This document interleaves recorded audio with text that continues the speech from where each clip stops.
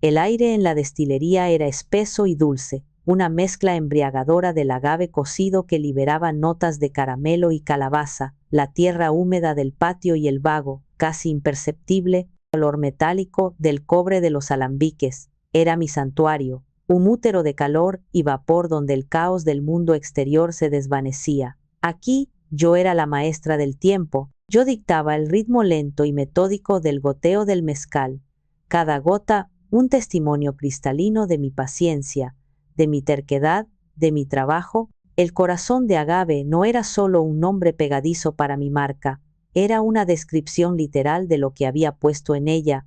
Mi corazón, mi alma, cada gramo de mi ser, estaba revisando la temperatura del segundo destilado, el vapor empañando ligeramente mis gafas mientras observaba el líquido transparente fluir con una consistencia perfecta. Era un momento de pura y silenciosa satisfacción. Fue entonces cuando mi teléfono vibró sobre la mesa de acero inoxidable. El sonido fue una disonancia abrupta y violenta en la sinfonía de la producción. En la pantalla, un nombre que no había visto en casi un año, un nombre que mi pulgar había estado tentado de borrar tantas veces: Sebastián. Mi primer instinto, un reflejo condicionado por años de decepciones, fue ignorarlo, dejar que la llamada muriera, como había muerto mi esperanza de tener una relación normal con mi hermano. Pero vibró de nuevo, y luego una tercera vez, con una insistencia que no era normal en él. Un nudo de hielo se formó lentamente en mi estómago, una sensación fría y familiar. Las llamadas de Sebastián nunca eran para saludar. Siempre eran el presagio de una nueva catástrofe, un nuevo favor que se presentaba como una oportunidad, una nueva forma de decepción. Con un suspiro que pareció llevarse parte del calor de los hornos, deslicé el dedo para contestar, preparándome para el impacto. ¿Qué quieres, Sebastián?, pregunté, mi voz más áspera y cansada de lo que pretendía. Hubo un silencio al otro lado, tan solo el sonido de una respiración irregular. Luego, un sonido ahogado, un sollozo que sonaba tan artificial como las flores de plástico en el vestíbulo de la casa de mis padres. Dalia, hermanita, gimoteó, arrastrando las palabras. Lo siento, de verdad, lo siento. Sé que he sido un idiota, un completo imbécil, el peor hermano del mundo. Me quité las gafas y me froté el puente de la nariz, sintiendo una migraña incipiente pulsar detrás de mis ojos. El guión era siempre el mismo, el prólogo del arrepentimiento, seguido del nudo de la crisis y desenlazando en la petición. Era una obra de teatro que ya me sabía de memoria. Ve al grano, dije, mi paciencia evaporándose más rápido que el alcohol en el alambique. No tengo tiempo para esto. No, por favor, esta vez es diferente. Escúchame, suplicó, y su voz se quebró de una manera que, por un horrible y traicionero segundo, sonó casi genuina. He estado pensando mucho en todo, en la familia, en lo que de verdad importa, y mamá no ha estado bien, Dalia. No te lo dice para no preocuparte, sé cómo es, pero no está bien, está triste, se pasa el día mirando por la ventana. Lo único que quiere, lo único que todos queremos para esta Navidad, es que estemos juntos, como antes. Como antes, era una frase cargada de veneno. ¿Antes de qué, exactamente? ¿Antes de que él estrellara su primer coche de lujo y culpara al jardinero? ¿Antes de que robara mis ahorros de la universidad? ¿El dinero que había ganado trabajando de camarera? ¿Para invertirlos en una estafa piramidal de vitaminas? ¿O antes de que, hace apenas un año, me llamara una solterona amargada y egoísta frente a toda mi junta directiva, por negarme a nombrarlo vicepresidente de mi empresa? No creo que como antes sea posible, Sebastián, respondí, mi voz ahora un témpano de hielo. Por favor, lloró, esta vez con más fuerza, con sollozos audibles y patéticos. Te lo ruego, haré lo que sea. Olvidemos el pasado. Solo ven a cenar en Nochebuena. Mamá preparará tu platillo favorito, los chiles en nogada, aunque no sea temporada. Será solo la familia. Sin dramas, lo prometo. Un nuevo comienzo. Por favor, Dalia, hazlo por mamá. escuchar su voz cuando le diga que vienes. Sería el mejor regalo de Navidad que podría recibir. Ahí estaba, el golpe bajo, la artillería pesada de la manipulación emocional. Sabía, con cada fibra de mi ser, con cada célula de mi cerebro, forjada en el fuego de sus traiciones pasadas, que era una trampa. Mi mente gritaba, cuelga, bloquéalo, huye, pero mi corazón, ese estúpido y traicionero músculo, vaciló. La imagen de mi madre, envejecida y triste, sentada sola en la cabecera de la mesa de Navidad, se clavó en mi conciencia como una espina afilada. A pesar de su ceguera, de su favoritismo descarado, seguía siendo mi madre. El silencio se alargó. Podía oír su respiración entrecortada al otro lado de la línea, esperando que mi debilidad, mi eterno y estúpido anhelo de tener una familia normal, ganara la batalla contra mi razón. Y, como tantas otras veces a lo largo de mi vida, ganó. Está bien, Sebastián, dije, y el sabor de las palabras era como ceniza y hiel en mi boca. Iré. Pero que quede claro, lo hago solo por mamá. Un suspiro de alivio resonó en el teléfono, un sonido demasiado rápido, demasiado triunfante, que delató la falsedad de sus lágrimas. Gracias, hermanita, gracias, no te arrepentirás, te lo juro. Colgué el teléfono sin despedirme y me quedé mirando los alambiques, el cobre, reflejando una versión distorsionada y borrosa de mi rostro.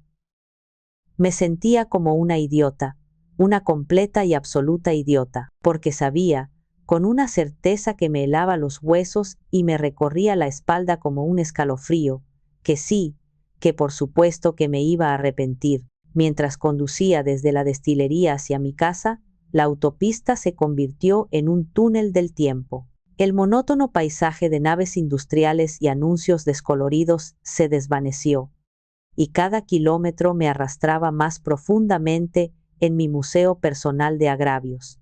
La promesa vacía de Sebastián había abierto una puerta que yo mantenía cerrada con cerrojo y cadenas oxidadas, y ahora los fantasmas de navidades pasadas, de cumpleaños olvidados y de sueños ridiculizados, salían en tropel a bailar sobre mi tablero. El primero en aparecer, vívido y humillante como si hubiera ocurrido ayer, fue el fantasma de mi fiesta de 15 años. Mis padres habían tirado la casa por la ventana, no por celebrar mi paso a la adultez, sino por exhibir su estatus ante sus amigos. Recuerdo el vestido de tul que me picaba como si estuviera hecho de alambre de espino, la sonrisa forzada que se me había anquilosado en las mejillas después de horas de fotos.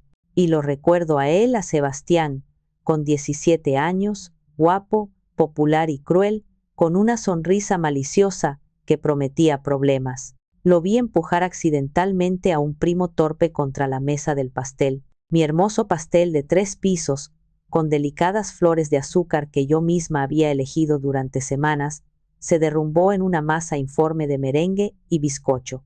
El silencio, luego las risas. Cuando las lágrimas de pura humillación corrieron por mi rostro maquillado, mi padre me tomó del brazo con una fuerza que me dejó una marca morada durante días. «Deja de hacer un escándalo, Dalia», siseó en mi oído, su aliento oliendo a vino caro y decepción. «Estás arruinando la fiesta para todos». Mi madre asintió a su lado con su copa de champán en la mano, diciéndome que solo era un pastel, que dejara de ser tan dramática y egoísta. Nadie le dijo una sola palabra a Sebastián. Él se reía en un rincón con sus amigos. Por supuesto que nadie le dijo nada. Nunca lo hacían. Un semáforo en rojo me detuvo frente a una sucursal bancaria, y otro fantasma, más adulto pero igual de doloroso, me asaltó. Tenía 22 años, recién graduada con honores, con un plan de negocios meticulosamente investigado y encuadernado bajo el brazo, y una pasión que me ardía en el pecho como el mejor de los mezcales. Les presenté mi idea en la sala de su casa, con gráficos y proyecciones. Quería fundar una pequeña destilería artesanal, recuperando las recetas olvidadas de nuestro bisabuelo para crear un mezcal de calidad mundial. Les pedí un préstamo modesto, una fracción de lo que habían gastado en la fiesta de 15 años. Mi padre, Arturo, ni siquiera miró mis proyecciones financieras. se recostó en su sillón de cuero, un puro apagado entre sus dedos, y me dijo, con una condescendencia que todavía me quema la piel, hija, esto del mezcal es un lindo hobby, pero no es un negocio para una mujer. Es un mundo rudo, de hombres. Un hobby, el trabajo de mi vida, mi sueño, un hobby. Una semana después, lo vi firmar un cheque por 10 veces la cantidad que yo había pedido para el brillante nuevo emprendimiento de Sebastián, la importación de scooters eléctricos chinos que supuestamente iban a revolucionar el transporte urbano. El negocio, por supuesto, fracasó en menos de 6 meses, dejándolos con una deuda considerable y un garaje lleno de motos inservibles. Pero nadie lo llamó un hobby, lo llamaron mala suerte empresarial. Fue mi tía Guadalupe, la hermana menor de mi padre y la oveja sensata de la familia, quien vio mi desesperación en aquellos días. Me visitó en mi pequeño apartamento alquilado, un lugar que apenas podía pagar con mi trabajo de medio tiempo. No tenía mucho dinero para prestarme, pero me dio algo infinitamente más valioso. Abrió su viejo joyero de madera y sacó un pequeño prendedor de plata, oscurecido por el tiempo, pero delicadamente forjado en la forma de una penca de agave. Era de tu abuela, me dijo, prendiéndolo en mi blusa con manos suaves y arrugadas. Ella sí que era una mujer de armas tomar, una verdadera matriarca. Decía que la fuerza no viene del dinero, que va y viene, sino de las raíces. Esta es tu verdadera herencia, Dalia, no la de ellos, la fuerza.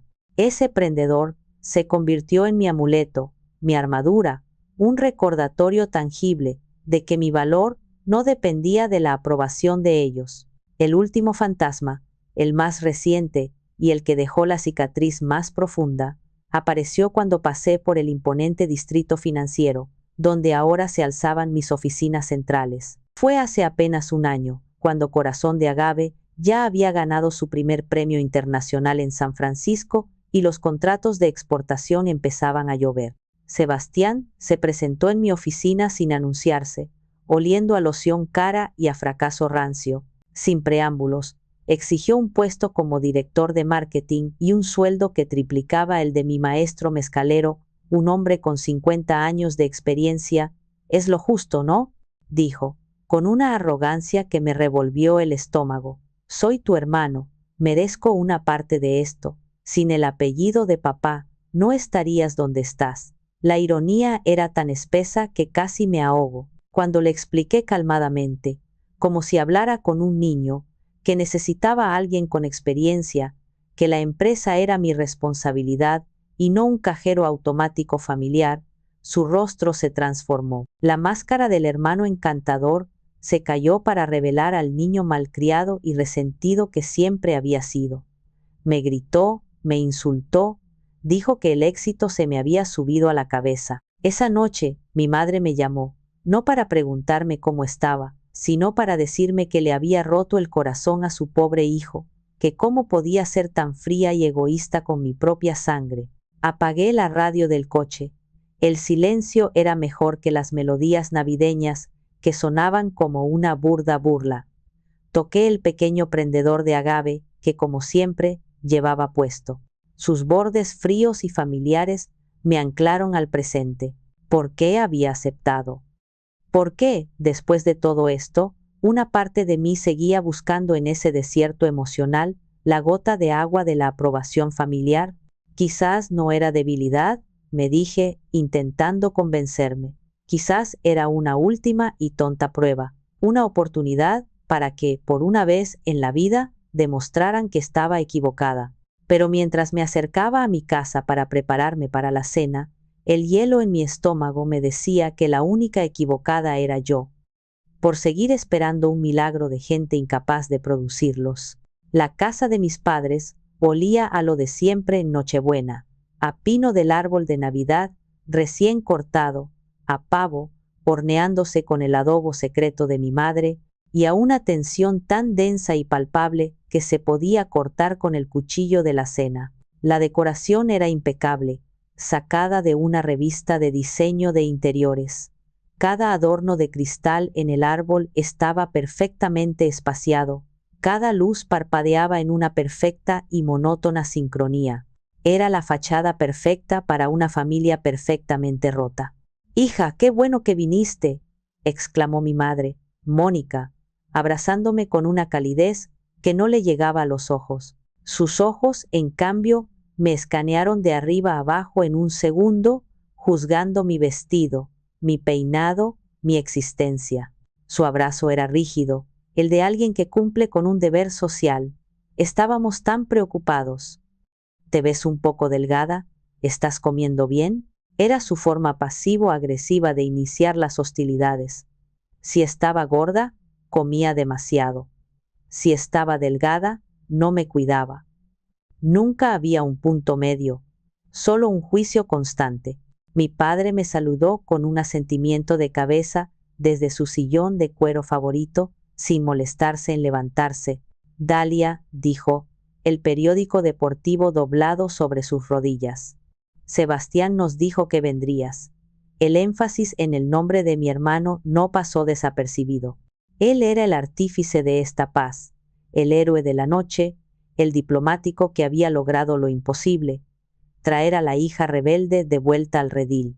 Y entonces apareció él, el protagonista del drama, saliendo de la cocina con una botella de vino caro en una mano y una sonrisa ensayada en el rostro. «Hermanita», dijo, abriendo los brazos de par en par. Me dejé abrazar, sintiendo la tela cara de su camisa de cachemira y el vacío absoluto de su gesto. Olía a una colonia que costaba más que mi primer alambique. «Estoy tan feliz de que estés aquí, de verdad, significa mucho para mí, para todos». La cena fue un espectáculo magistral de hipocresía. Me sentaron en el lugar de honor, un sitio que normalmente estaba reservado para algún socio comercial de mi padre. Mi madre había preparado, en efecto, chiles en nogada, mi platillo favorito, un manjar laborioso que estaba completamente fuera de temporada. Era un gesto tan exagerado, tan calculado, que resultaba casi insultante. Mi madre no paraba de elogiar la madurez y la sensibilidad de Sebastián por haber tomado la iniciativa de reunir a la familia. Mi padre, entre sorbos de vino, contaba anécdotas de la infancia de Sebastián, todas ellas convenientemente editadas para que pareciera un genio incomprendido en lugar de un vago problemático y destructor. Yo era una espectadora en primera fila, una invitada de honor en la obra de teatro de mi propia familia, una obra donde yo era, a la vez, el motivo de la celebración y el objeto de un escrutinio silencioso. Sebastián interpretó su papel a la perfección. Me sirvió la mejor porción del pavo. Me preguntó por el trabajo, escuchando con una atención tan intensa que yo sabía que era fingida, asintiendo en los momentos adecuados, haciendo preguntas que sonaban inteligentes. Incluso trajo a colación un premio que Corazón de Agave había ganado recientemente en San Francisco, algo que solo podría saber si lo hubiera buscado en internet específicamente para esta noche. Mientras un viejo amigo de la familia, que también estaba invitado y que no sabía nada de nuestro drama, me felicitaba sinceramente, noté algo. La sonrisa de Sebastián no vaciló, pero un pequeño músculo en su mandíbula se tensó, un tic casi imperceptible, una diminuta grieta en su máscara de hermano orgulloso. Era la envidia, pura, concentrada y venenosa, brillando por un instante en la luz de las velas antes de ser controlada y escondida de nuevo. «Un brindis», dijo Sebastián a mitad de la cena, levantando su copa con aire solemne. Todos lo imitamos, el tintineo del cristal llenando un silencio que se había vuelto incómodo. Por la familia, por los nuevos comienzos y por olvidar el pasado. Y sobre todo, por mi increíble hermana, Dalia, que nos ha demostrado a todos que los sueños, con trabajo duro, se pueden cumplir.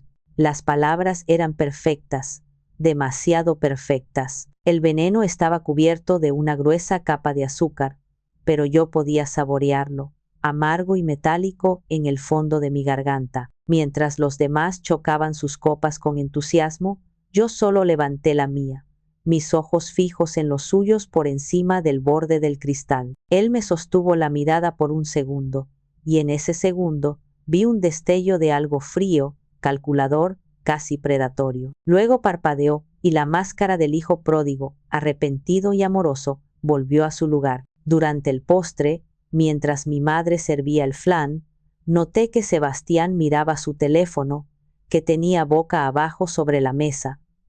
La pantalla se iluminó con una notificación. Él lo tomó rápidamente, casi con sigilo, tecleó una respuesta corta que no me dio tiempo a ver y lo volvió a guardar. Cuando levantó la vista y se encontró con mi mirada curiosa, me sonrió. Pero era una sonrisa vacía, una sonrisa que no cuadraba con la expresión de alivio y triunfo que había cruzado su rostro por una fracción de segundo al leer el mensaje. Una alarma silenciosa, estridente y ensordecedora, comenzó a sonar en mi cabeza. Cada gesto, cada palabra, cada mirada, todo se sentía ensayado, parte de un guión que yo no conocía. Llevaba mi prendedor de agave en la solapa de mi vestido. Mi mano subió instintivamente y mis dedos rozaron la plata fría. Era mi ancla, mi recordatorio de lo que era real. Y nada en esa habitación, absolutamente nada, se sentía real. Si me disculpan, necesito ir al baño, anuncié, mi voz sonando sorprendentemente calmada, una isla de tranquilidad en el mar de mi creciente ansiedad. La atmósfera de falsedad se estaba volviendo sofocante. El aire viciado de mentiras no dichas. Necesitaba un momento para respirar aire que no estuviera contaminado por la hipocresía, para escapar del escrutinio de sus miradas. El baño de visitas era pequeño y frío, decorado con un gusto impecable y completamente impersonal. Me apoyé con ambas manos en el lavabo de mármol, el frío de la piedra subiendo por mis brazos, y me miré en el espejo. La mujer que me devolvía la mirada parecía una extraña. Su vestido era elegante, su peinado perfecto, pero sus ojos, estaban llenos de una desconfianza tan profunda que la hacían parecer acorralada. ¿Qué estás haciendo aquí, Dalia?, me susurré, la pregunta un eco de la que me había hecho durante todo el día. ¿Qué demonios esperabas encontrar? Fue entonces cuando mi teléfono, que había dejado sobre el tocador de cristal, vibró. No fue un zumbido suave. En el silencio del baño, sonó como un grito de advertencia. En la pantalla, 2 palabras que me helaron la sangre y me detuvieron el corazón por un instante. Número oculto. Mi pulso se disparó. Podía ser un proveedor con un problema en la aduana, un cliente internacional con una consulta urgente, o podía ser algo más, algo que encajara con la sensación de desastre inminente que se había estado gestando en mi interior toda la noche. Dudé, con el pulgar suspendido sobre la pantalla verde. Una parte de mí quería rechazar la llamada, volver a la mesa y seguir fingiendo que esta Nochebuena era real. Pero una fuerza más poderosa, una premonición oscura y visceral, me obligó a contestar. Diga, dije en voz baja, casi en un susurro. Hubo un segundo de estática, el sonido del vacío. Y luego, una voz de mujer, apresurada, distorsionada a propósito como si hablara a través de un pañuelo, pero con un matiz de urgencia y furia que me puso la piel de gallina. A pesar de la distorsión, reconocí el timbre de fondo. Era Carla, la exnovia de Sebastián, la que él había estafado y abandonado, dejándola con una deuda enorme de su último negocio fallido. Dalia, escúchame con atención, dijo la voz, las palabras saliendo a borbotones. No tengo mucho tiempo. Es una trampa. Me aferré al borde del lavabo con tanta fuerza que mis nudillos se pusieron blancos. El mundo pareció inclinarse peligrosamente bajo mis pies. Carla, ¿eres tú? ¿De qué estás hablando? Esta cena, toda esta mierda de la reconciliación y la familia feliz. Es una farsa, continuó, su voz temblando, una mezcla de rabia y miedo. El amigo de Sebastián, un tipo inútil llamado Javier, va hacia tu casa, ahora mismo. Mientras tú estás ahí sentada, él va a entrar. Las piezas del rompecabezas, la llamada de Sebastián, su actuación de Oscar, su mirada furtiva al reloj, el mensaje de texto triunfante encajaron de golpe en mi mente, formando una imagen tan horrible y clara que me dejó sin aliento. ¿Qué? ¿Qué quiere? ¿Dinero? ¿Joyas? Logré preguntar, mi propia voz un susurro ahogado. sintiendo cómo el frío del mármol se apoderaba de todo mi cuerpo. Carla soltó una risa amarga y sin alegría. Ojalá fuera solo eso. Es mucho peor. Quiere destruirte, dijo, y en su voz había una certeza aterradora que no dejaba lugar a dudas. Va a entrar en tu oficina. Sebastián le ha dibujado un plano. ¿Sabe de la bóveda, Dalia? Busca tu cuaderno de fórmulas, el original, el que guardas con las anotaciones de tu bisabuelo, y los discos duros con toda la información de tus distribuidores internacionales. Sebastián, él, tiene un comprador, una de las grandes corporaciones de licores. Piensa venderles el corazón de tu empresa, el corazón de Agave, mi corazón, mi vida, el legado de mi bisabuela, todo reducido a un botín para pagar las deudas de juego de mi hermano. La traición era tan profunda, tan absoluta, tan inimaginablemente vil, que me dejó sin aire. Era peor que robar dinero, era robar mi esencia, mi creación, mi pasado y mi futuro. Tienes que irte, ahora, urgió Carla. Le oí decírselo a Javier por teléfono. Creía que yo no escuchaba.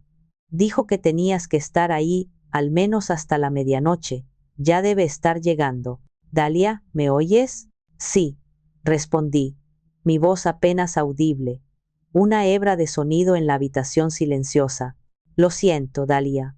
Él me hizo mucho daño, y juré no volver a meterme en sus asuntos, pero no podía. No podía dejar que te hiciera esto. Ten cuidado.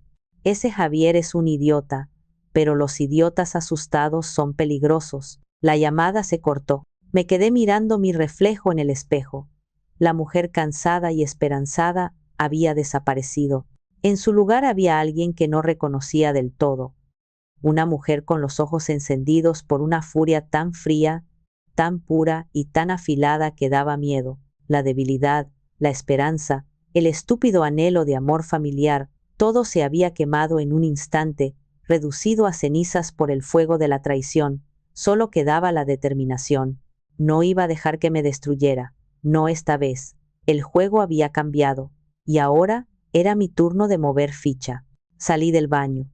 El sonido de las risas forzadas en el comedor me golpeó como una bofetada física. Ya no sonaba a hipocresía.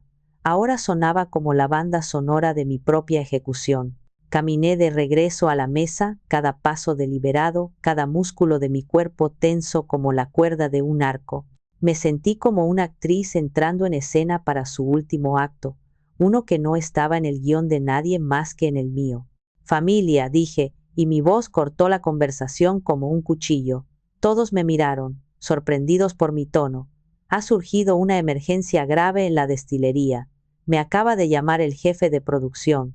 Uno de los alambiques principales está sobrecalentado y hay riesgo de una explosión de vapor. Tengo que irme inmediatamente. Era la primera mentira que se me ocurrió, pero la dije con tal convicción, con una urgencia tan genuina nacida de mi pánico real, que sonó completamente creíble. Pero hija, el postre, acabo de servir el flan, se quejó mi madre, su preocupación centrada, como siempre, en las apariencias. ¿No puede encargarse uno de tus empleados? Pagas a esa gente para que resuelva problemas, ¿no? Preguntó mi padre, claramente molesto por la interrupción de su perfecta velada navideña. Sebastián se levantó de un salto, su rostro una máscara de perfecta preocupación fraternal. ¡Qué terrible, hermanita!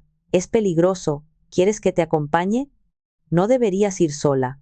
Intentó ponerme una mano en el hombro, un gesto protector que ahora me revolvía el estómago. Aparté su mano como si quemara, dando un paso atrás.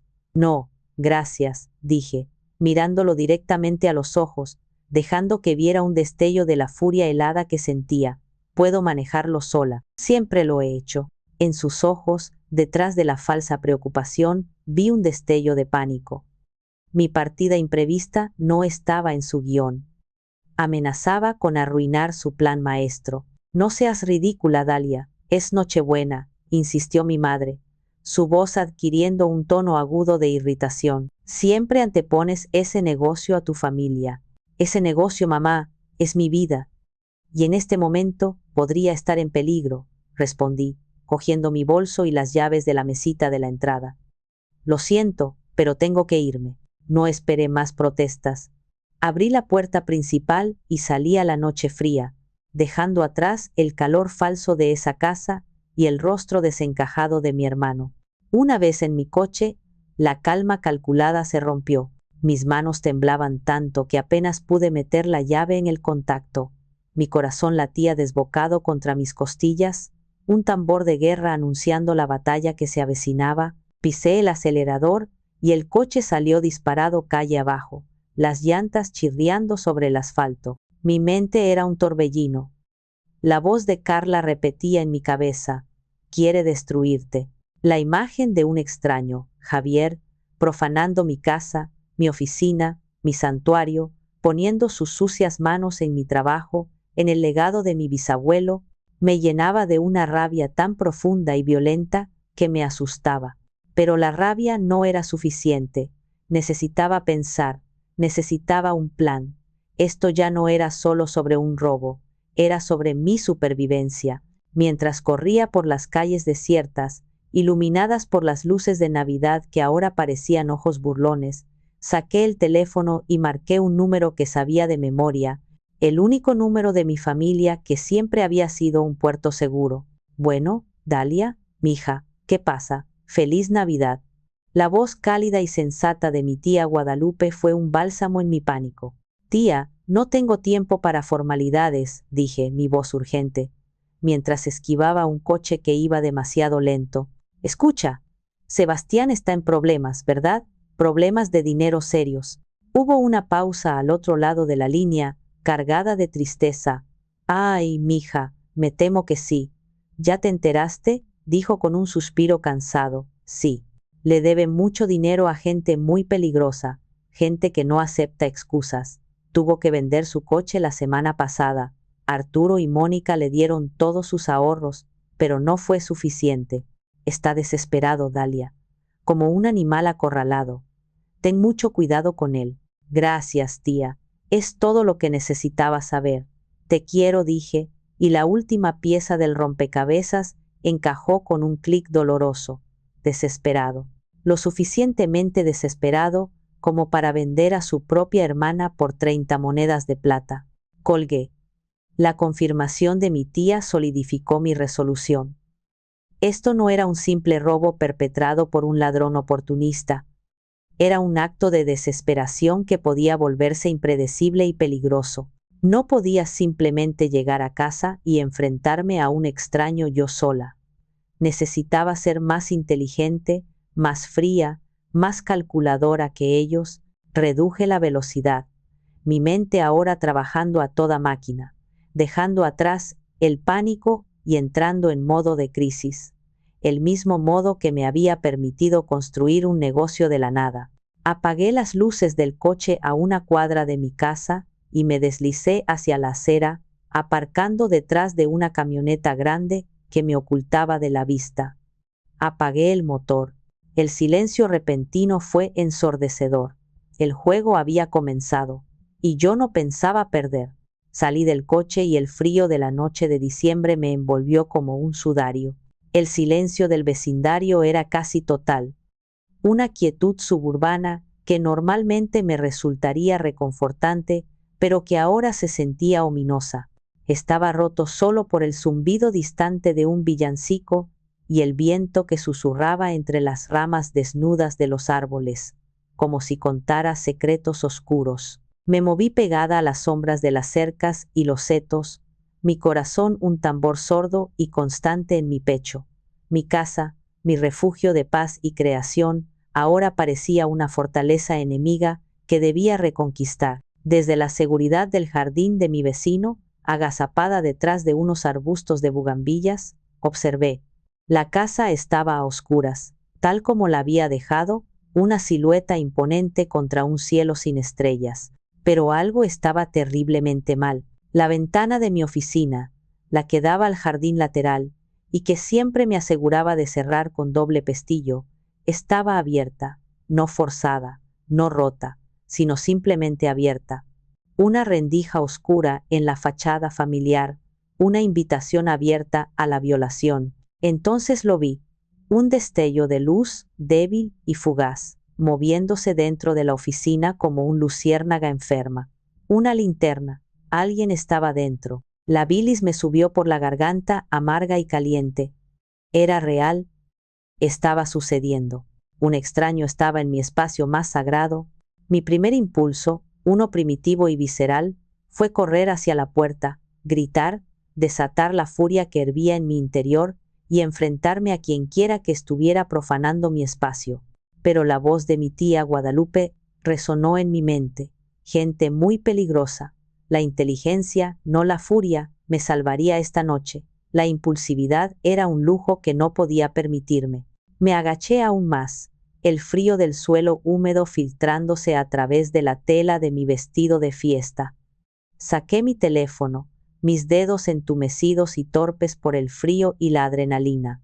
La pantalla brillaba con una luz hiriente en la oscuridad. Marqué el 911, llevándome el teléfono al oído y cubriéndolo con la otra mano para ahogar el sonido. 911, ¿cuál es su emergencia? La voz del operador era tranquila, profesional, un ancla de normalidad en mi mundo que se desmoronaba. Hay un ladrón en mi casa, susurré, mi propia voz, un hilo de sonido irreconocible. Di mi dirección con una claridad que me sorprendió. Estoy afuera, en el jardín del vecino, observando. Entró por la ventana de la oficina del primer piso. No sé si está armado, pero está buscando algo específico. Entendido, señora. No se acerque a la casa. No intente enfrentarse a él bajo ninguna circunstancia. Una patrulla está en camino. ¿Puede mantenerse en la línea conmigo? No puedo, susurré, mis ojos fijos en la ventana. Tengo que colgar para no hacer ruido. Por favor, díganles que vengan en silencio. Corté la llamada. Cada segundo que pasaba se sentía como una hora. La luz de la linterna seguía moviéndose metódicamente dentro de la oficina. No era el movimiento frenético y desordenado de un ladrón común buscando joyas o efectivo. Era una búsqueda dirigida, sistemática, profesional. Estaba buscando la caja fuerte. Estaba buscando la bóveda. Las luces intermitentes de un árbol de Navidad en la casa de enfrente proyectaban sombras danzantes y fantasmales sobre mi jardín. Rojo, verde, azul, rojo, verde, azul. La escena tenía una cualidad surrealista y macabra, como una película de terror ambientada en un suburbio idílico, una nochebuena de pesadilla. Apreté mis manos en puños, mis uñas de manicura perfecta clavándose en mis palmas hasta doler. La impotencia era un veneno que me recorría las venas. Quería proteger mi hogar, mi trabajo, mi vida, pero todo lo que podía hacer era esperar en la oscuridad, temblando de frío y de rabia, como una espectadora de mi propia violación. Los minutos se arrastraban, cada uno una pequeña eternidad. La luz de la linterna se detuvo, enfocada en la pared detrás de mi escritorio, donde un gran cuadro abstracto ocultaba la puerta de la caja fuerte. Podía imaginarlo perfectamente. El sudor en su frente, la frustración en su rostro al enfrentarse a un sistema de seguridad biométrico que yo había instalado, uno de los mejores del mercado. Sebastián le habría dado los planos, pero ¿le habría dado también mis huellas dactilares? Entonces, oí el sonido casi inaudible de un coche patrulla deslizándose por la calle, con las luces apagadas. Se detuvo a una distancia prudencial. Bien. La luz de la linterna dentro de mi oficina se movió bruscamente, barriendo la habitación con pánico. Él también había oído algo, o quizás el sistema de seguridad le había dado una advertencia silenciosa. Vi su silueta moverse con rapidez hacia la ventana por la que había entrado. Iba a escapar. No tan rápido, hijo de puta, murmuré entre dientes, la rabia finalmente superando al miedo. La espera había terminado. La acción estaba a punto de comenzar, justo en el instante en que la silueta del intruso se asomaba por la ventana para salir, el jardín se inundó de una luz blanca y cegadora. Las luces de la patrulla, que se había deslizado hasta la entrada de mi casa, se encendieron de golpe, atrapándolo en su haz. El hombre se congeló, atrapado a medio salir, con una pierna dentro y otra fuera, como un insecto torpe clavado por un alfiler de luz. Policía, manos arriba donde pueda verlas, ahora. Resonó una voz autoritaria a través de un megáfono, el sonido rompiendo la quietud de la noche y haciendo eco entre las casas dormidas. El hombre, con un movimiento torpe y lleno de pánico, levantó las manos. Era un tipo flacucho, con una sudadera con capucha, que no podía ocultar su rostro pálido y aterrorizado. No era nadie que yo conociera. Era Javier, un peón. Salí de mi escondite mientras dos oficiales se acercaban al ladrón con una cautela profesional, sus armas desenfundadas. Uno lo mantuvo a punta de pistola mientras el otro lo sacaba de la ventana, lo tiraba al suelo boca abajo y lo esposaba con una eficiencia practicada y rápida. Soy Dalia. Es mi casa, dije, mi voz temblorosa pero firme, mientras me acercaba a la escena, cruzando mi propio césped que ahora parecía el escenario de un crimen. El oficial principal, un hombre corpulento con un bigote espeso y una placa que decía Ramírez, se volvió hacia mí, su rostro serio bajo la luz de la patrulla. ¿Está usted bien, señora? Asentí, mis ojos fijos en el patético ladrón que ahora estaba de rodillas en mi césped, con la cabeza gacha. ¿Encontraron algo sobre él? Llevaba esto, dijo el otro oficial, un joven de aspecto serio, levantando una mochila negra que había caído al suelo junto a la ventana. La vació sobre el capó del coche patrulla con un ruido metálico. Herramientas de cerrajero, una pequeña palanca, guantes de látex y un fajo de papeles doblados. Me acerqué, mi corazón latiendo con fuerza. Eran impresiones de los planos de mi casa, y en la esquina de una de las hojas reconocí la caligrafía descuidada y arrogante de mi hermano, con flechas y notas escritas con un rotulador rojo. Oficina aquí, caja fuerte detrás del cuadro. Sistema biométrico, pero antiguo. Intenta hackear. Se me revolvió el estómago. La prueba física, irrefutable, de su traición estaba allí, iluminada por las luces rojas y azules de la policía. Él me envió, balbuceó Javier, mirando al oficial Ramírez con ojos suplicantes, su voz temblorosa de miedo. Sebastián, su hermano, me dijo que sería fácil, que no habría nadie en casa. Me juró que el sistema de seguridad era viejo. ¿Sebastián, su hermano?, preguntó Ramírez, mirándome con una nueva expresión de comprensión. Asentí de nuevo, incapaz de hablar, la garganta cerrada por un nudo de hielo. Llevaron a Javier a la comisaría. Insistí en ir. Necesitaba escuchar el resto. Necesitaba cada detalle de la traición para armar mi contraataque. En la sala de interrogatorios, una habitación pequeña y estéril bajo una luz fluorescente que hacía que todo pareciera más crudo y feo, Javier se desmoronó como un castillo de naipes. Contó toda la historia, con lágrimas de autocompasión corriendo por su rostro sucio. Cómo Sebastián lo había contactado, desesperado por dinero para pagar deudas de juego. Cómo le había prometido una parte de la venta de los secretos comerciales de mi empresa a una corporación rival. Cómo le había dado los planos, los horarios, la seguridad de que yo estaría distraída en una cena familiar falsa durante horas. Dijo que usted nunca sospecharía, dijo Javier, su voz apenas un susurro, evitando mi mirada a través del cristal de la sala. Dijo que confiaba en él, que la familia era su punto débil. Su punto débil.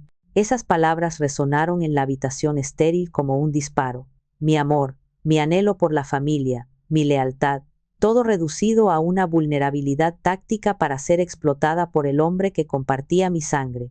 Queremos el testimonio completo en video, le dijo Ramírez a su compañero.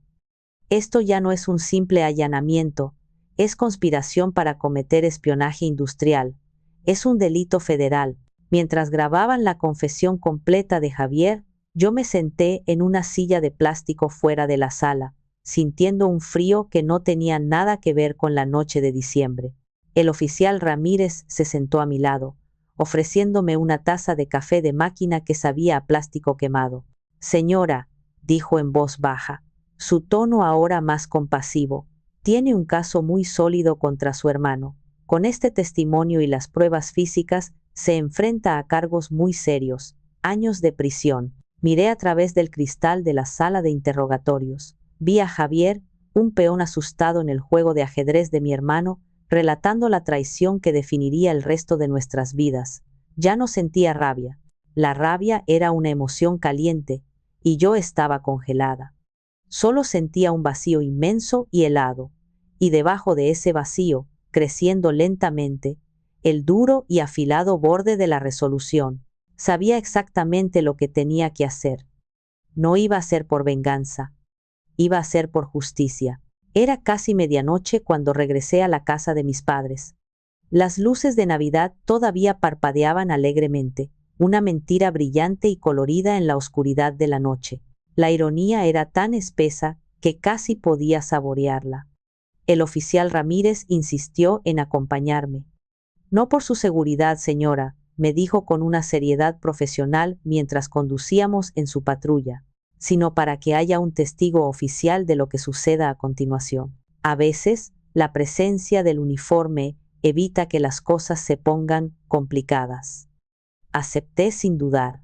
Su presencia uniformada era una armadura que yo no sabía que necesitaba, un símbolo de que esto ya no era un simple drama familiar, sino un asunto de la ley. No toqué el timbre.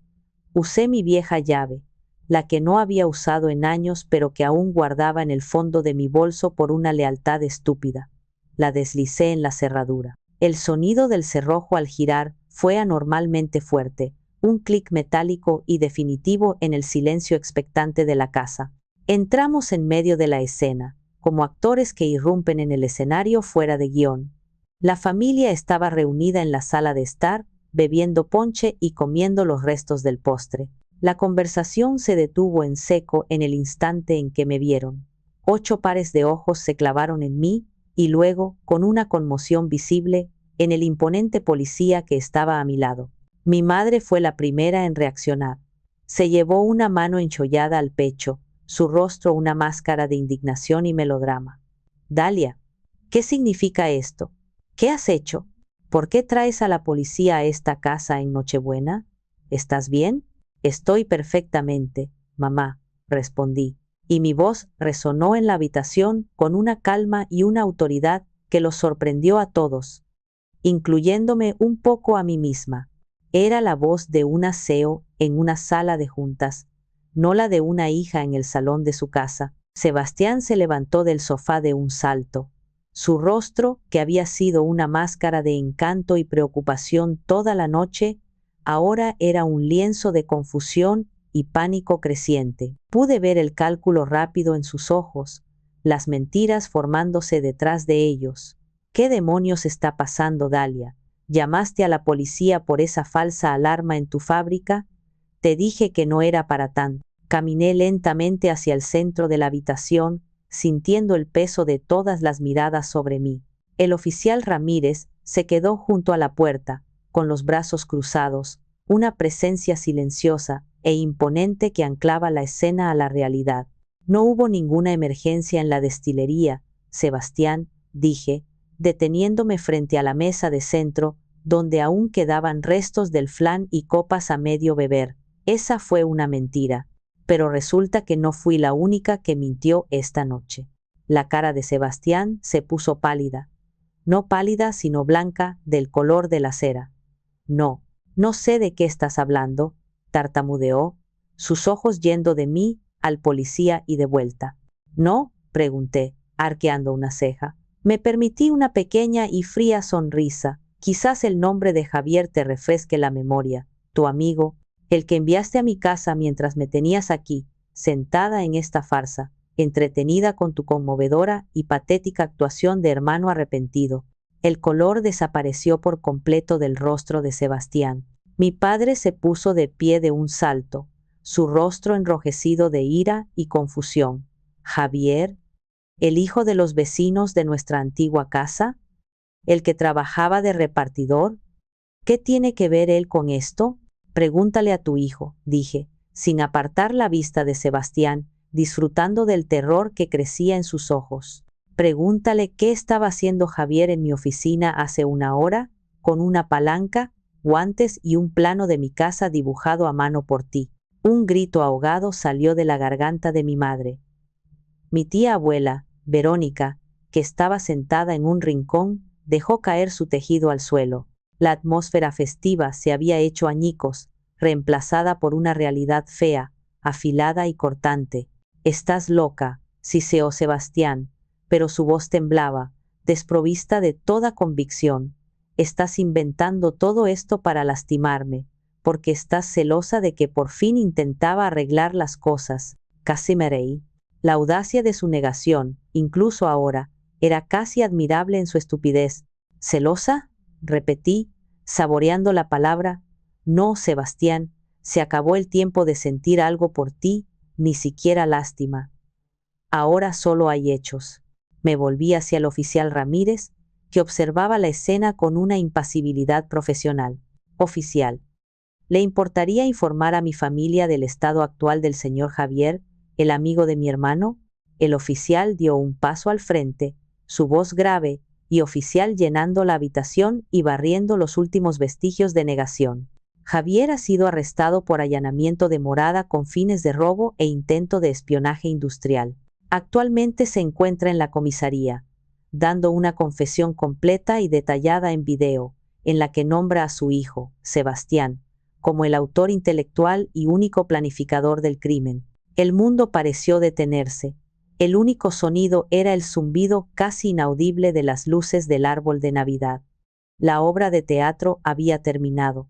El telón había caído. Y la verdad, brutal, fea y desnuda, estaba en el centro del escenario, iluminada por los focos de la justicia. El silencio que siguió a las palabras del oficial Ramírez fue más pesado y sofocante que cualquier grito.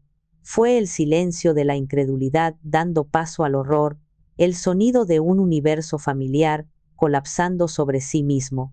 Mi madre se derrumbó en el sofá, su rostro una máscara de confusión y dolor. Mi padre miraba fijamente a Sebastián, no con ira, sino con una desconcertante expresión de vacío, como si estuviera viendo a un completo extraño. «No, no puede ser», susurró mi madre, meciéndose ligeramente. «Mi hijo, mi Sebas. Él no haría algo así. Es un error. Tiene que ser un error. Dalia, dile a este oficial que es un error». Me volví hacia ella, y por primera vez en mi vida no sentí ni una pizca de la obligación de consolarla, de suavizar el golpe. El pozo de mi compasión por su ceguera voluntaria se había secado por completo. «No es un error, mamá. Es la verdad. La verdad que te has negado a ver durante 37 años, cada vez que le perdonabas, cada vez que le justificabas, cada vez que me culpabas a mí por sus acciones. Tú le tendiste una trampa», gritó mi padre de repente, encontrando su voz en una explosión de ira y negación. Su rostro estaba enrojecido, las venas de su cuello marcadas. «Siempre has estado celosa de él. Esto es tu culpa, por ser tan resentida y no ayudarlo cuando te lo pidió». La acusación era tan absurda, tan retorcida en su lógica tóxica, que solo pude negar con la cabeza, una sonrisa amarga dibujándose en mis labios. «Yo no le puse una palanca en la mano, papá. Yo no lo envié a robarme. Él planeó esto. Él usó la Nochebuena, usó la supuesta enfermedad de su propia madre, para crear una coartada. Y tú, incluso ahora, lo defiendes». Fue entonces cuando mi madre pareció entender de verdad, cuando la realidad finalmente atravesó las gruesas capas de su negación. Su mirada pasó del pánico a una comprensión devastadora. Miró a Sebastián, que seguía de pie, temblando, incapaz de formular una palabra, atrapado como un ciervo ante los faros de un coche. «Sebastián», dijo mi madre, su voz rota, apenas un susurro. «¿Es verdad?». Él no respondió, solo bajó la cabeza, su mirada fija en la alfombra persa.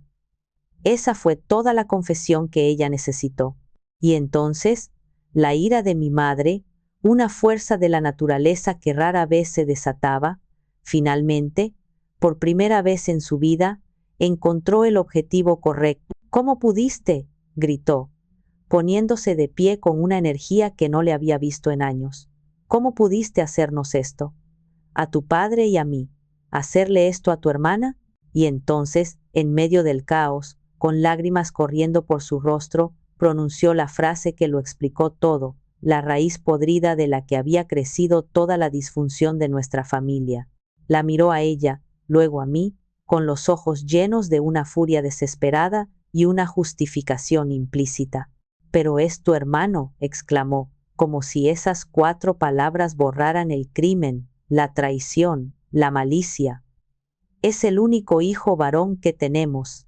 Ahí estaba, la verdad desnuda, más fea que el propio crimen. Yo era la hija, un activo secundario. Él era el hijo varón, el heredero, el centro de su universo. En su mente, regida por un machismo anticuado y tóxico, las reglas para él eran diferentes. Sus fracasos debían ser perdonados, sus deudas pagadas, sus crímenes minimizados. Mi éxito, en cambio, era una afrenta, algo que no me pertenecía del todo, algo que debía ser compartido, o si no, tomado por la fuerza. Era la lógica de un sistema feudal, no de una familia del siglo XXI. El oficial Ramírez carraspeó, un sonido discreto pero autoritario que nos trajo de vuelta a la realidad legal. «Señora, señor», dijo, dirigiéndose a mis padres con un tono profesional pero firme. «Entiendo que esto es un asunto familiar doloroso, pero legalmente, su hijo se enfrenta a cargos de conspiración para cometer un delito grave y espionaje industrial. Con el testimonio grabado del señor Javier y las pruebas físicas encontradas, la Fiscalía tiene un caso muy fuerte. Podría enfrentarse a varios años de prisión». La palabra prisión flotó en el aire como un gas venenoso. Mis padres se quedaron sin palabras. La realidad de las consecuencias reales, duraderas e institucionales, finalmente los había alcanzado. Ya no podían arreglar esto con dinero, con influencia o con negación. Sebastián finalmente levantó la vista. Sus ojos estaban inyectados en sangre, su rostro descompuesto por el miedo. No me miró a mí, sino a nuestros padres, como un niño buscando refugio. «Tenía que hacerlo», dijo, su voz un murmullo patético y autocompasivo. «Tenía deudas. Ustedes no entienden la presión a la que estaba sometido». «¿Presión?», dije yo, y mi voz fue tan cortante como el vidrio roto, tan fría como el hielo. «Tú no sabes absolutamente nada de la presión, Sebastián. No sabes lo que es construir algo de la nada, mientras la gente que se supone que debe apoyarte te llama un hobby. No sabes lo que es arriesgarlo todo, cada centavo, cada hora de sueño, cada gota de sudor. Lo único que sabes hacer es tomar, coger, exigir, y se acabó. Esta noche se acabó para siempre». Mis padres me miraron, sus rostros descompuestos por un pánico abyecto. La ira había sido completamente reemplazada por el miedo. La humillación pública, la vergüenza, la posibilidad real de ver a su hijo predilecto tras las rejas, era una pesadilla que nunca habían contemplado. «Dalia, por favor», suplicó mi padre, su arrogancia desvanecida, su voz ahora la de un hombre viejo y asustado. «No dejes que se lo lleven, retira los cargos, piensa en el apellido, piensa en tu madre, es tu hermano, arruinarás a la familia». «¿Arruinaré a la familia?», repetí, y una risa amarga, seca y sin alegría escapó de mis labios. «Esta familia ya estaba arruinada. Ustedes la arruinaron hace mucho tiempo, con su ceguera, su favoritismo, su incapacidad para ponerle límites a un niño mimado hasta convertirlo en un criminal. Yo no estoy destruyendo nada. Solo estoy encendiendo la luz para que todos podamos ver el desastre que han creado en la oscuridad». Caminé hacia el antiguo escritorio de caoba de mi padre, abrí un cajón y saqué una hoja de papel en blanco y un bolígrafo. Regresé a la mesa de centro, barrí los restos del postre con el dorso de la mano y puse el papel y el bolígrafo frente a Sebastián. «No presentaré el video de la confesión de Javier como prueba principal ante la Fiscalía», dije, y un suspiro de alivio colectivo, casi inaudible, recorrió la habitación. «Haré que mis abogados argumenten que fue un acto impulsivo de un empleado descontento, no una conspiración. Quizás con eso y sin antecedentes pueda evitar la cárcel». Hice una pausa, dejando que la esperanza floreciera por un segundo. «A cambio», continué, y vi cómo esa esperanza se marchitaba en sus rostros. Quiero dos cosas, no son negociables. Todos me miraron, conteniendo la respiración. El poder en esa habitación había cambiado de manos de una forma tan absoluta que el aire mismo parecía diferente.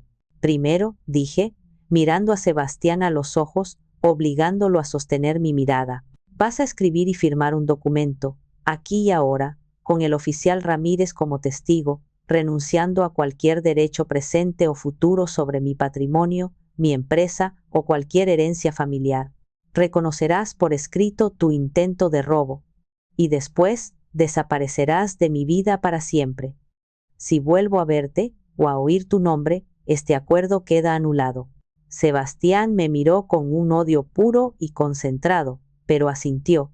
Sabía que no tenía otra opción, estaba atrapado. Y segundo, dije, volviéndome hacia mis padres, que me miraban con una mezcla de terror y resentimiento. Quiero que me transfieran la propiedad de esta casa. Mañana por la mañana, a primera hora, nos encontraremos en la notaría. Un grito ahogado de mi madre. ¿Qué? No puedes hacer eso. Es nuestro hogar, la casa donde creciste, exclamó mi padre, poniéndose de pie de nuevo, un último vestigio de su autoridad paternalista. ¿Su hogar?, pregunté, mi voz peligrosamente tranquila. Y entonces, saqué mi última carta, la verdad que había guardado durante 2 años como un secreto doloroso. Permítanme refrescarles la memoria. Hace exactamente 2 años y 3 meses, el banco estaba a punto de ejecutar la hipoteca de esta casa, porque Sebastián usó los fondos para otro de sus negocios brillantes y lo ocultó. Ustedes estaban a 2 semanas de quedarse en la calle. ¿Saben por qué no sucedió? Porque yo recibí la notificación por error, y yo pagué el resto de la hipoteca, los 2 millones de pesos que faltaban. En secreto, con el dinero de mi hobby. El silencio en la habitación fue absoluto, total. Fue como si hubiera detonado una bomba de sonido. Mis padres me miraron con la boca abierta, sus rostros una mezcla de shock, vergüenza y una comprensión lenta y horrorosa.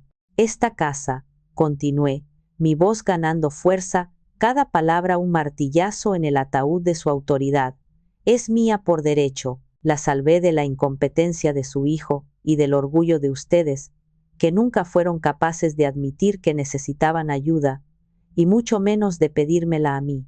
Ahora, solo estoy haciendo oficial la transacción. Me la firmarán, o el oficial Ramírez se llevará a su único hijo varón esta misma noche para que duerma en un calabozo.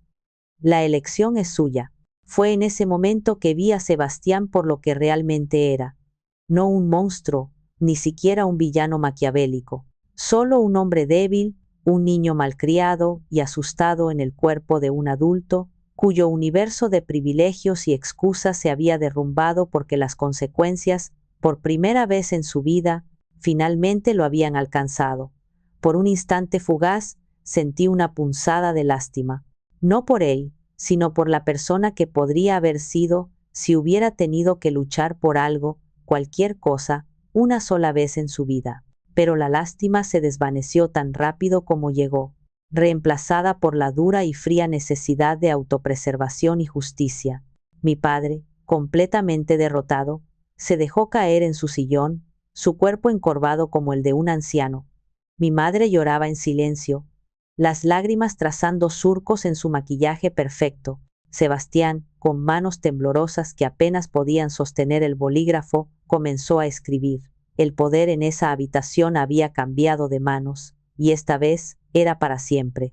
Meses después, el sol de la tarde se filtraba por las ventanas recién limpias de la que una vez fue la casa de mis padres. Ahora era mi casa. El olor a pino, a pavo y a mentiras viejas había sido reemplazado por el olor a pintura fresca, a madera nueva y a la promesa de un lienzo en blanco. Estaba en medio de una renovación, no solo de las paredes y los suelos, sino de mi vida entera. Sebastián había desaparecido, cumplió su palabra, probablemente más por miedo que por honor. Había firmado los papeles esa noche, su caligrafía temblorosa una confesión en sí misma. A la mañana siguiente, Mis padres y yo nos reunimos con los abogados y el notario. No hubo más lágrimas ni gritos, solo un silencio pesado y resignado. Firmaron. Y con cada firma, sentí cómo se rompía una cadena invisible que me había atado a ellos durante toda mi vida. No supe a dónde fue Sebastián, y por primera vez no me importaba. Mis padres vivían ahora en un pequeño y cómodo apartamento en otra ciudad, uno que yo pagaba puntualmente cada mes a través de una transferencia automática. Era un arreglo anónimo, sin llamadas, sin visitas, sin cartas. Les proveía un techo y cubría sus necesidades, pero les negaba mi presencia. Era lo único que me quedaba por darles, y lo único que estaba dispuesta a recibir de ellos, una distancia segura y silenciosa. La casa ya no era un monumento a los recuerdos dolorosos. Los muebles antiguos y pesados habían sido reemplazados por líneas limpias y espacios abiertos. Mi plan, que ya estaba en marcha, era convertirla en la sede de la Fundación Corazón de Agave, un lugar para apoyar, financiar y asesorar a mujeres emprendedoras en el negocio de las bebidas espirituosas y la gastronomía, mujeres con sueños que otros se atreverían a llamar hobbies. Esa tarde no estaba sola. Tía Guadalupe y Carla estaban conmigo en la cocina, ayudándome a desempacar cajas de libros de contabilidad y muestras de botellas. Carla había testificado anónimamente contra Sebastián, y después de que todo pasó, la busqué, no para ofrecerle una recompensa, sino para agradecerle. Hablando con ella, descubrí a una mujer inteligente, valiente y ferozmente leal, atrapada en las redes de mi hermano. Le ofrecí un puesto en mi departamento de logística internacional. Aceptó. Se había convertido en una amiga inesperada, una aliada forjada en el fuego de la traición de otro.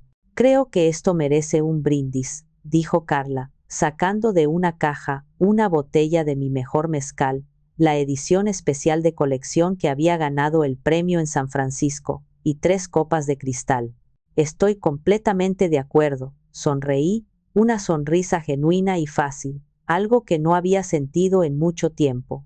Llenó las copas. El líquido ambarino, denso y aromático, brillaba bajo la luz del sol que entraba por la ventana. ¿Por qué brindamos?, preguntó mi tía, sus ojos sabios, que habían visto tanto, brillando con un afecto que me calentaba el alma. Levanté mi copa, el cristal frío en mi mano. Miré a estas 2 mujeres, mi verdadera familia, una familia forjada no en la sangre y la obligación, sino en el respeto mutuo, la verdad compartida y la resiliencia. Brindamos por los nuevos comienzos, dije, mi voz firme, por las raíces fuertes que nos sostienen cuando las ramas se rompen, y brindamos porque el corazón, aunque se rompa en 1000 pedazos, siempre puede volver a destilar algo puro, algo fuerte, algo verdadero.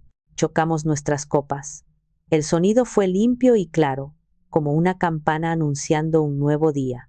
Más tarde esa noche, después de que se fueron, me quedé sola en la sala vacía, mirando por la ventana hacia el jardín, que pronto estaría lleno de hierbas aromáticas para mis nuevas recetas. El prendedor de agave de mi abuela estaba sobre mi nuevo escritorio, brillando bajo la luz de la luna.